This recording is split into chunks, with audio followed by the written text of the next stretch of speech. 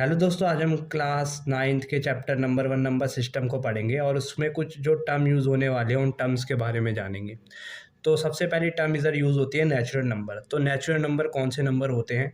तो natural number शुरू होते हैं 1 से।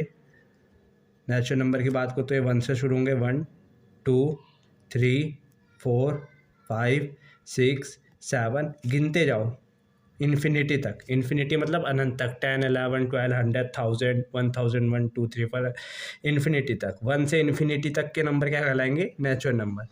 दूसरे नंबर होल नंबर की बात कर लेते हैं। तो होल नंबर में क्या होता है? जीरो इंक्लूड हो जाता है।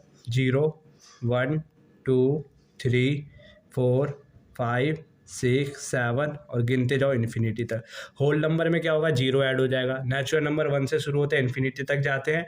होल नंबर 0 से शुरू होते हैं, इन्फिनिटी तक आते हैं। इंटीजर की बात करें तो इंटीजर जो है नेगेटिव से शुरू होता है, नेगेटिव इन्फिनिटी से शुरू होता है और आते आते 0 तक आता है। ठीक है, -2 -1 0 और उसके बाद ये यहाँ से जाएगा 1 2 3 4 और ये इन्फिनिटी तक जाएगा। ठीक है, तो इधर 3 टर्म हमने पढ़ी, नेचुरल नंबर, होल नंबर और इंटीजर।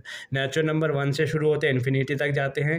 होल नंबर 0 से शुरू होकर इन्फिनिटी तक जाते हैं। इंटीजर माइनस नेगेटिव, जिसमें 0 भी इंक्लूड होता है इंटीजर के अंदर, और प्लस इन्फिनिटी तक जितने भी नंबर है वो सभी इंटीजर्स के अंदर आ जाते हैं। ठीक है, अब इधर हमें एक टर्म पढ़नी है, रैशनल नंबर।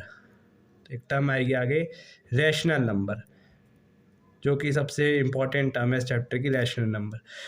तो रैशनल नंबर क्या है? ऐसे नंबर जिन्हें हम p/q की फॉर्म में लिख सकते हैं, मतलब कि फ्रैक्शन में लिख सकते हैं। और p और q दोनों क्या होंगे? p और q दोनों होंगे इंटीजर। इंटीजर क्या होते हैं? इंटीजर माइनस इन्फिनिटी से शुरू होकर प्लस इन्फिनिटी, जितने भी नंबर हैं वो सभी इंटीजर के अंदर आ जाते हैं। ठीक है, p/q की फॉर्म में होंगे रैशनल नंबर, और p और q क्या होंगे? इंटीजर होंगे, और q कभी भी ज़ीरो नहीं हो सकता। ठीक है, अगर q ज़ीरो हो गया तो टर्म नॉट डिफाइंड हो जाएगी। ठीक है, तो q ज़ीरो नहीं होगा, p और q क्या होंगे? इंटीजर होंगे। देखते हैं रैशनल नंबर के कुछ एग्जांपल देखते हैं। जैसे अगर मैं 2/3 की बात करूं तो क्या ये रैशनल नंबर है? तो हाँ, ये रैशनल नंबर है। क्यों रैशनल नंबर है? क्योंकि 2 भी एक इंटीजर है, और 3 भी एक इंटीजर है ना। तो 2 भी एक इंटीजर है, 3 भी एक इंटीजर है, तो दोनों इंटीजर है, तो क्या हो जाएगा? ये p/q की फॉर्म में भी, और q ज़ीरो भी नहीं है, तो ये क्या है? रैशनल नंबर है। उसी तरह अगर मैं बात करूँ सिर्फ 2 की, क्या ये रैशनल नंबर है? हाँ, ये भी एक रैशनल नंबर है। क्यों? क्योंकि सिर्फ 2 का मतलब है कि इसके नीचे क्या होगा? 1। किसी भी चीज़ को 1 से डिवाइड करते हैं तो वही नंबर दे देता है। 1 को 2 से डिवाइड करेंगे तो 2 ही आ जाएगा, तो मैं 1 से डिवाइड कर सकता हूँ ना, सही।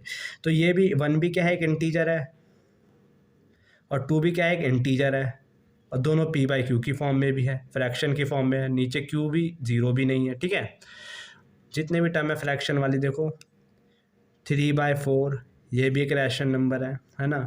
5/2 ये भी एक रैशनल नंबर है। 7/2 ये भी एक रैशनल नंबर है। ठीक है,